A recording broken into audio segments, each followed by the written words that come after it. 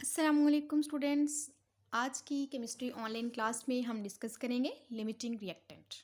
तो आइए देखते हैं कि लिमिटिंग रिएक्टेंट क्या होता है।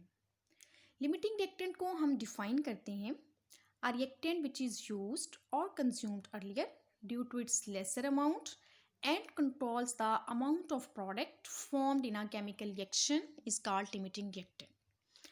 अब देखिए डेफिनेशन से हमें ये बात क्लियर हो रही है कि ऐसा रिएक्टेंट जो कि ड्यूरिंग केमिकल रिएक्शन पहले इस्तेमाल हो जाएगा यानी पहले ख़त्म हो जाएगा, क्योंकि हम इसकी लेसर अमाउंट लेंगे।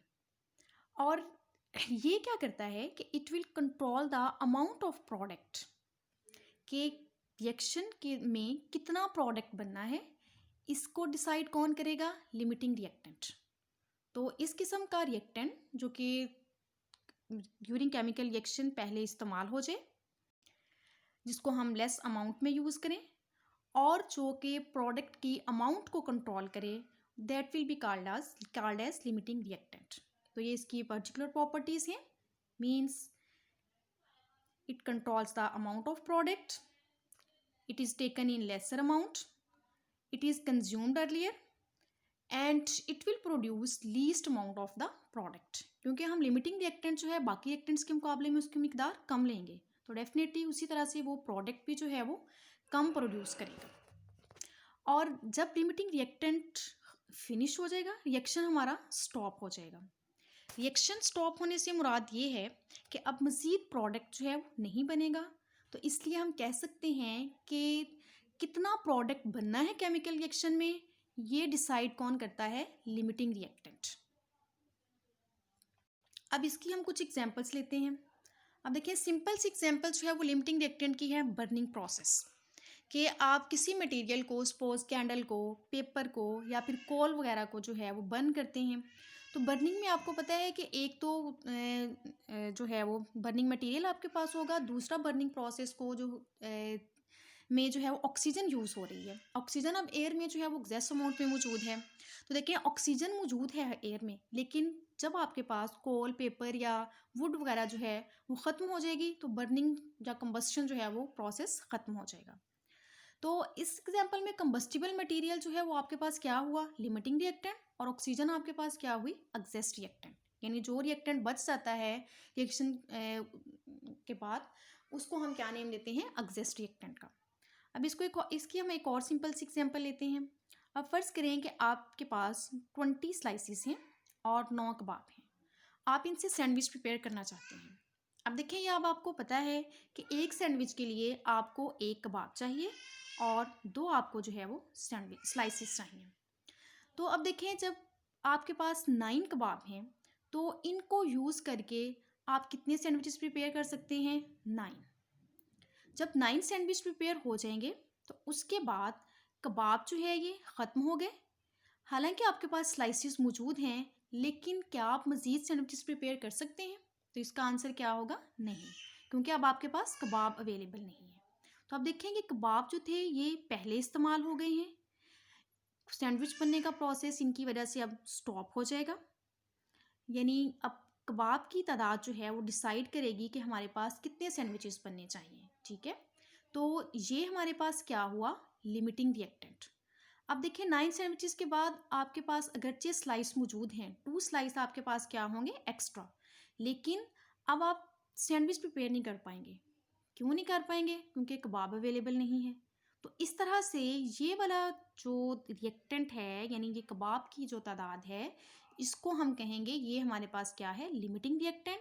और स्लाइस जो कि बच गए हैं, 9 सैंडविच प्रिपेयर हमने किए, उसके बाद मज़ीद 2 स्लाइस रह गए हैं। ठीक है, तो इसको हम नेम देते हैं एग्जस्ट रिएक्टेंट का। अब मुझे उम्मीद है कि इससे आपको काफ़ी जो है वो क्लियर हो गया होगा कि लिमिटिंग रिएक्टेंट जो है वो क्या होता है। तो आइए एक और एग्जांपल से हम इसको एक्सप्लेन करते हैं। अब आप देखें कि we have balance chemical equation for the formation of water. तो इस इक्वेशन से आपको क्लियर हो रहा है कि 2 moles of hydrogen react with 1 mole of oxygen and they produce 2 moles of water. तो अब देखें कि according to this equation 2 moles mean कि 4 gram of hydrogen and 1 mole oxygen mean 32 grams of oxygen. तो जब 4 ग्राम हाइड्रोजन 32 ग्राम ऑक्सीजन के साथ react करती है तो आपके पास 36 ग्राम जो है वो वाटर प्रोड्यूस हो जाता है। अब फर्ज करें कि आपके पास 2 मोल्स हाइड्रोजन के हैं और 2 मोल्स ही ऑक्सीजन के हैं। तो इन दोनों को हम अलो करते हैं कि वो आपस में रिएक्ट करें। तो इस क्या आप बता सकते हैं कि इससे हमें कितना जो है वो वाटर मिलेगा और कौन सा रिएक्टेंट दोनों में से यानी ऑक्सीजन और हाइड्रोजन में से लिमिटिंग रिएक्टेंट होगा? तो आइए देखते हैं। अब देखें, according to balance chemical equation 2 moles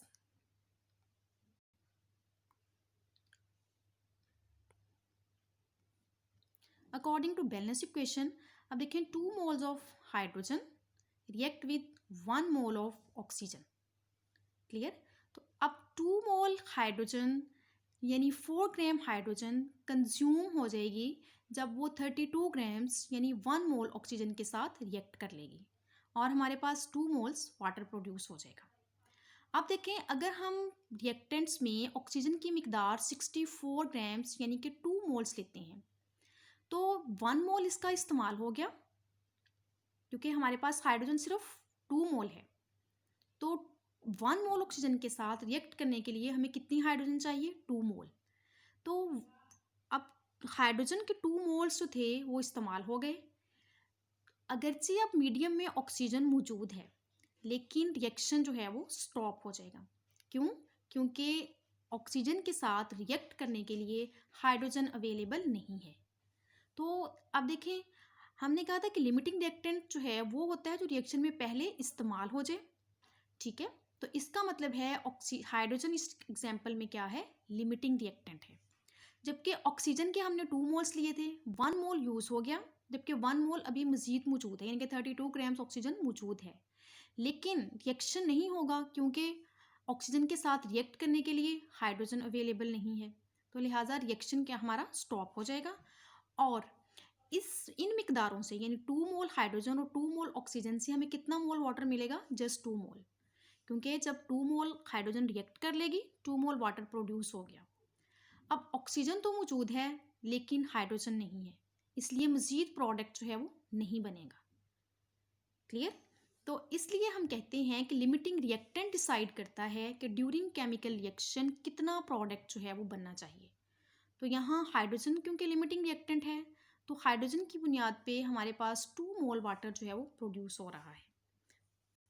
तो this one is limiting reactant और ऑक्सीजन आपके पास जो है वो 32 ग्राम्स इस्तेमाल हो गए, 32 ग्राम्स यानी 1 मोल ऑक्सीजन मौजूद है लेकिन रिएक्शन जो है वो नहीं होगा। तो इस किस्म के रिएक्टेंट को हम कहते हैं एक्सेस रिएक्टेंट।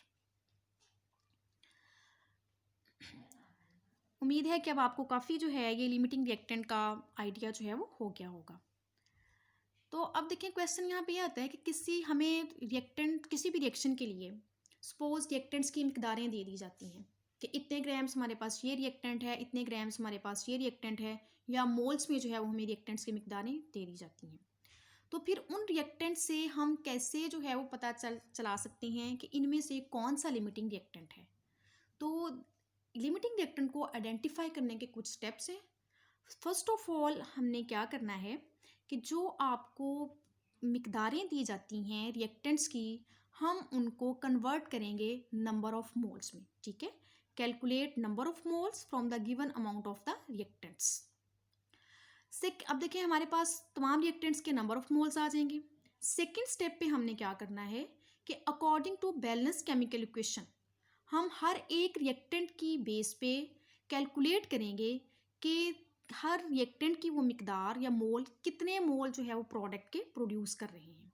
ठीक है, हमने हर एक रिएक्टेंट की बेस पे बैलेंस केमिकल इक्वेशन की मदद से ये कैलकुलेट करना है कि उससे हमें कितना प्रोडक्ट जो है वो मिलेगा। फिर हम एंड पे क्या करेंगे थर्ड स्टेप में कि तमाम रिएक्टेंट्स की बेस पे जो हमने बैलेंस केमिकल इक्वेशन की मदद से प्रोडक्ट्स की अमाउंट कैलकुलेट की थी, हम उनको देखेंगे।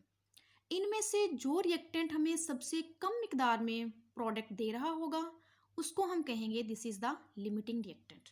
क्योंकि देखें, जो लिमिटिंग रिएक्टेंट है वो प्रोडक्ट कितना बनना है वो डिसाइड करता है कि अब देखें जितना प्रोडक्ट बनना होगा मिनिमम अमाउंट में on the basis of limiting reactant वो बन जाएगा। अगरचे अब बाकी जो है वो रिएक्टेंट्स मौजूद हैं, लेकिन रिएक्शन जो है वो स्टॉप हो जाता है, वो रिएक्टेंट्स मज़ीद जो है वो रिएक्ट नहीं कर पाते, क्योंकि उनमें से जो लिमिटिंग रिएक्टेंट है वो ख़त्म हो गया है। तो इसलिए प्रोडक्ट की मिकदार डिपेंड किस पे कर रही होती है? लिमिटिंग रिएक्टेंट पे। और जो रिएक्टेंट हमें लीस्ट अमाउंट में प्रोडक्ट दे रहा हो, that will B limiting reactant. एक और इम्पोर्टेंट चीज़ जो है वो याद रखें कि अगर देखें हम स्टिचियोमेट्रिक अमाउंट्स लेते हैं तमाम रिएक्टेंट्स की, जैसे यहाँ पे देखें कि अगर सपोज हम 4 ग्राम हाइड्रोजन और 32 ग्राम्स ऑक्सीजन लेते हैं, तो इस केस में हमारे पास कोई लिमिटिंग रिएक्टेंट नहीं होगा, ठीक है, क्योंकि दोनों की हमने स्टोचियोमेट्रिक जो है वो अमाउंट्स ली हुई हैं, यानी according to balance chemical equation जितनी हमें अमाउंट्स चाहिए हमने वो ली हुई हैं। तो इस केस में कोई भी लिमिटिंग रिएक्टेंट नहीं होगा।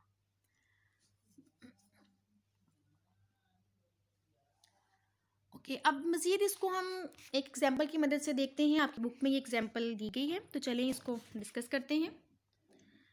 अब देखिए, ammonia gas can be prepared by heating together two solids ammonium chloride, ठीक है, अमोनिया गैस प्रिपेयर होती है by heating ammonium chloride and calcium hydroxide. If a mixture of reactant containing 100 grams of each solid is heated, then calculate the number of grams of ammonia produced, calculate the excess amount of reagent left unreacted। अब देखें कि यहाँ हमें ये बताया गया है कि अमोनिया गैस प्रिपेयर करने के लिए अमोनियम क्लोराइड और कैल्शियम हाइड्रोक्साइड को जो है रिएक्ट करवाया जाता है, जिससे हमें ये प्रोडक्ट्स मिलते हैं। This is the balance chemical equation. अब यहाँ हमें ये बताया गया है कि हम अमोनियम क्लोराइड और कैल्शियम हाइड्रोक्साइड दोनों की कितनी मिकदार ले रहे हैं? 100 ग्राम्स, ठीक है। 100 ग्राम्स जो है वो हमने एक रिएक्टेंट लिया अमोनियम क्लोराइड, और 100 ग्राम्स ही हमने दूसरा रिएक्टेंट लिया कैल्शियम हाइड्रोक्साइड, और इन दोनों को आपस में रिएक्ट करवाया। अब हमने फाइंड आउट क्या करना है कि कितनी अमोनिया जो है वो प्रोड्यूस होगी, कितना मैस अमोनिया का, और इनमें से लिमिटिंग रिएक्टेंट कौन सा है और एक्सेस रिएक्टेंट कौन सा है। तो देखें, जैसे हमने पीछे डिस्कस किया है कि लिमिटिंग रिएक्टेंट आइडेंटिफाई करने के 3 स्टेप्स हैं। फर्स्ट ऑफ ऑल हम क्या करेंगे, तमाम रिएक्टेंट्स की जो मिकदारें हमें दी गई हैं इनको हम कन्वर्ट करेंगे नंबर ऑफ मोल्स में। तो सबसे पहले स्टेप पे देखिए हम नंबर ऑफ मोल्स कैलकुलेट करेंगे। नंबर ऑफ मोल्स कैलकुलेट करने का फार्मूला है number of moles equal to mass in gram over molar mass, ठीक है। अब देखिए, मैस इन ग्राम से मुराद है कि वो मैस जो आपको पहले बता दी जाती है। अब अमोनियम कलर और मोलर मैस क्या होती है? मोलर मैस मीन कि 1 मोल की मैस, जो हम उसके लेते हैं फार्मूला से। अब देखिए, हमने कैलकुलेट करने हैं पहले मोल्स ऑफ अमोनियम क्लोराइड, फिर मोल्स ऑफ कैल्शियम हाइड्रोक्साइड, इनकी दी गई मिकदारों से। तो आइए तो पहले हम कैलकुलेट करते हैं moles of ammonium chloride. Ammonium chloride के मोल्स कैलकुलेट करने के लिए हमें एक तो चाहिए इसकी मैस, जो कि हमें क्वेश्चन में दे दी गई है 100 ग्राम्स। दूसरा हमें चाहिए इसकी मोलर मैस, जो हम कहाँ से कैलकुलेट करेंगे? इसके फार्मूला से। अब देखें, फार्मूला है अमोनियम NH4Cl। तो नाइट्रोजन का मैस कितना होता है? 14। हाइड्रोजन का 1 एटम जो है उसका मैस 1 है, यहाँ पे 4 हैं, तो हम यहाँ पे क्या यूज़ करेंगे? 4। और क्लोरीन का 1 एटम है, क्लोरीन के 1 एटम का मैस कितना है? 35.5, ठीक है। तो अब इन तमाम को जब हम सम अप करते हैं तो हमारे पास क्या आंसर आ रहा है? 53.5 ग्राम पर मोल। अब हम क्या करेंगे? 100 को मोलर मैस यानी कि 53.5 ग्राम पर मोल से डिवाइड कर देंगे, तो कितने मोल्स आपके पास आ गए अमोनियम क्लोराइड के? 1.87। इसी तरह से अब हम कैल्शियम हाइड्रोक्साइड के नंबर ऑफ मोल्स कैलकुलेट करेंगे। अब कैल्शियम हाइड्रोक्साइड का फार्मूला देखें, कैल्शियम का इसमें 1 एटम है जिसका मैस कितना होता है? 40। ऑक्सीजन के यहाँ कितने एटम्स हैं? 2। 1 एटम का मैस कितना है? 16। 2 से मल्टीप्लाई करने क्या आंसर आ जाएगा? 32। 2 एटम्स का मैस कितना हो गया? 32। ऐसे ही हाइड्रोजन के भी कितने एटम्स मौजूद हैं? 2। 1 का मैस जो है वो 1, और 2 का मैस कितना हो गया? 2 ग्राम्स। इन सबको हम एडअप करते हैं तो क्या आंसर आ रहा है? 74 ग्राम पर मोल। ऐसे अब हम number of moles of calcium hydroxide calculate करेंगे, गिवन मैस जो कि कितनी है 100 डिवाइडेड बाय मोलर मैस जो कि कितनी है 74 ग्राम पर मोल। तो ये आपके पास क्या आंसर आ रहा है 1.35 पर मोल। तो देखिए पहले स्टेप में हमने क्या किया कि जो हमें रिएक्टेंट्स की मिकदारें दी गई थी ग्राम्स में, उनको हमने किस में कन्वर्ट कर लिया नंबर ऑफ मोल्स में। अब हमारे पास number of moles ammonium chloride के भी आ गए हैं कि 1.87 मोल अमोनियम क्लोराइड हमारे पास है और 1.35 मोल कैल्शियम हाइड्रोक्साइड जो है वो हमारे पास है। सेकेंड स्टेप पे हमने क्या करना है कि बैलेंस केमिकल इक्वेशन की मदद से कैलकुलेट करना है कि हर एक रिएक्टेंट कितना प्रोडक्ट प्रोड्यूस करेगा। ठीक है, ये हमारे पास बैलेंस केमिकल इक्वेशन है। अब देखें बैलेंस केमिकल इक्वेशन में अमोनियम क्लोराइड के कितने मोल्स इस्तेमाल हो रहे हैं 2 और कितनी अमोनिया प्रोड्यूस हो रही है 2। तो यहाँ पे हम लिखेंगे अमोनियम क्लोराइड अमोनिया मीन्स कि 2 mole of ammonium chloride will produce 2 moles of ammonia. Simply देखें अब हम 1 मोल के अकॉर्डिंगली कैलकुलेट करेंगे तो इसका मतलब है जितनी मोल्स अमोनियम क्लोराइड हम यूज़ करेंगे उतने मोल्स ही हमें अमोनिया के मिलेंगे। तो ऐसे 1 मोल अगर होगा अमोनियम क्लोराइड का तो उससे कितनी अमोनिया मिलेगी 1 मोल। ऐसे अब देखें 1.87 मोल हैं तो वो कितनी अमोनिया प्रोड्यूस करेंगे 1.87। तो अमोनियम क्लोराइड जो है वो हमें 1.87 मोल्स अमोनिया देगा। ऐसे ही अब हम दूसरे रिएक्टेंट यानी कि कैल्शियम हाइड्रोक्साइड की बेस पे कैलकुलेट करेंगे कि कितनी अमोनिया प्रोड्यूस हो रही है with the help of balance chemical equation. तो अब देखें यहाँ पे कैल्शियम के साथ कुछ नहीं लिखा हुआ, इसका मतलब है ये 1 है। तो 1 mole of calcium hydroxide is producing 2 mole of ammonia. ठीक है, अब हम कैलकुलेट करेंगे कि 1.35 मोल्स हैं। ठीक है, यानी डबल 1 मोल होगा तो अमोनिया कितनी प्रोड्यूस होगी 2 मोल्स डबल। ठीक है, अब 1.35 मोल्स होंगे तो डेफिनेटली अमोनिया कितनी प्रोड्यूस होगी 1.35 को हम 2 से मल्टीप्लाई कर देंगे तो 1.35 moles of calcium hydroxide will produce 2.7 moles of ammonia. तो सेकेंड स्टेप पे हमने क्या करना होता है कि हर रिएक्टेंट्स की बेस पे with the help of balance chemical equation हम ये कैलकुलेट करेंगे कि हमें कितना प्रोडक्ट मिल रहा है। जैसे यहाँ हमने पहले अमोनियम क्लोराइड की बेस पे जो है वो कैलकुलेट किया कि अमोनियम क्लोराइड हमें 1.87 मोल अमोनिया देगा। फिर हमने कैल्शियम हाइड्रोक्साइड की बेस पे जो है वो कैलकुलेट किया कि कैल्शियम हाइड्रोक्साइड हमें 2.70 मोल जो है वो अमोनिया देगा। थर्ड स्टेप में हमने क्या करना है लिमिटिंग रिएक्टेंट को आइडेंटिफाई करना है।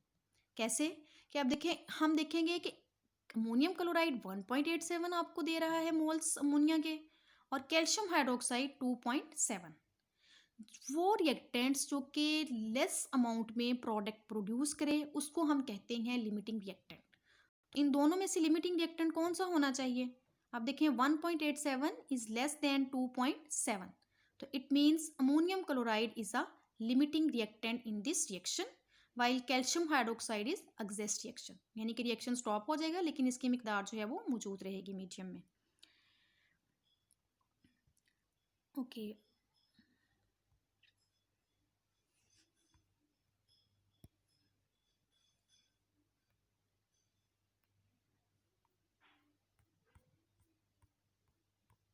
अब आइए हम इसका लास्ट पार्ट जो है उसकी तरफ चलते हैं।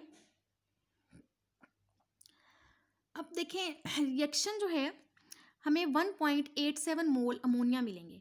हमने क्वेश्चन में हमारे पास ये पूछा गया है कि कितनी मैस प्रोड्यूस होती है। तो आप ये देखिए मैस को अमोनिया के मोल्स को हम मैस में कन्वर्ट करेंगे कैसे। अब देखें कि नंबर ऑफ मोल्स कैलकुलेट करने का फार्मूला आपके पास क्या है mass in grams over molar mass. ठीक है, तो अगर हमने मैस लेनी हो ग्राम्स में तो नंबर ऑफ मोल्स को हम किसके साथ मल्टीप्लाई कर दें मोलर मैस के साथ तो आपके पास क्या आ जाएगी मैस इन ग्राम। ठीक है, तो इसी तरह से देखें कि अमोनिया का जो मोलर मैस है दैट इज 17 क्योंकि नाइट्रोजन 14 हाइड्रोजन के 3 एटम्स तो उनकी वजह से 3। ठीक है, 14 + 3 17 तो 17 यानी कि this is molar mass of ammonia multiplied by number of moles of ammonia they are 1.87 तो this is equal to 31.179 grams. तो इस तरह से यहाँ पे हमारे पास जो प्रोडक्ट की मिकदार होगी ग्राम्स में वो कितनी बनेगी 31.179 ग्राम। अब देखिए नेक्स्ट हमारा पार्ट है जिसमें हमने बताना है कि कितना कैल्शियम हाइड्रोक्साइड जो है वो अनरिएक्टेड रह गया है। तो उसके लिए देखें कि हम अगेन बैलेंस केमिकल इक्वेशन की मदद से देखेंगे कि 2 मोल्स अगर आपके पास अमोनियम क्लोराइड हो तो कैल्शियम हाइड्रोक्साइड के कितने मोल्स इस्तेमाल हो रहे हैं? 1।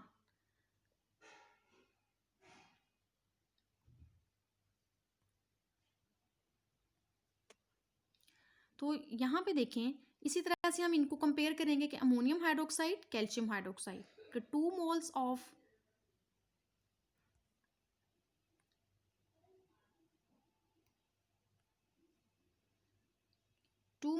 ammonium hydroxide will react with 1 mole of calcium hydroxide। और अमोनियम क्लोराइड का 1 मोल कितने मोल कैल्शियम हाइड्रोक्साइड के साथ रिएक्ट करेगा? हम क्या करेंगे, इसको 2 पे डिवाइड कर देंगे। अब आपके पास कितने मोल्स थे अमोनियम क्लोराइड के? 1.87। ठीक है, तो 1.87 मोल्स अगर हमारे पास अमोनियम क्लोराइड हैं तो उनके साथ रिएक्ट करने के लिए हमें कितने कैल्शियम हाइड्रोक्साइड चाहिए? 1.2 multiplied by 1.87, so this is equal to 0.935। इसका मतलब है कि जब 1.87 मोल अमोनियम क्लोराइड रिएक्ट करता है तो उसके साथ 0.935 मोल्स कैल्शियम हाइड्रोक्साइड के जो है वो इस्तेमाल होंगे। ठीक है, टोटल मोल्स देखिए हमारे पास कितने थे कैल्शियम हाइड्रोक्साइड के? 1.35। उनमें से रिएक्ट कितने करेंगे? 0.935। तो कितने मोल्स अनरिएक्टेड रह गए? 1.35 माइनस 0.935 इक्वल टू 0.415। तो अब ये हमारे पास मोल्स आ गए कैल्शियम हाइड्रोक्साइड के जो कि अनरिएक्टेड हैं या एक्सेस हैं। अब हम क्या करेंगे कि इन मोल्स को कन्वर्ट करेंगे मैस में। कैसे? कि number of moles multiplied by molar mass of the calcium hydroxide. तो जब आप 0.415 को मल्टीप्लाई करते हैं 74 से तो क्या आंसर आ रहा है? 30.71 ग्राम। तो 100 ग्राम में से 30.71 ग्राम कैल्शियम हाइड्रोक्साइड जो है वो अनरिएक्टेड रहेगा। क्लियर है? उम्मीद है कि इससे आपको काफ़ी हद तक जो है वो लिमिटिंग रिएक्टेंट और इसकी बेस पे कैसे जो है वो हम कैलकुलेशंस करेंगे समझ आ गई होगी। जो आपको क्वेश्चन है या जहाँ पे आपको कन्फ्यूजन आ रही है वो आप मुझे जो है वो कमेंट में पोस्ट कर दें। Thank you.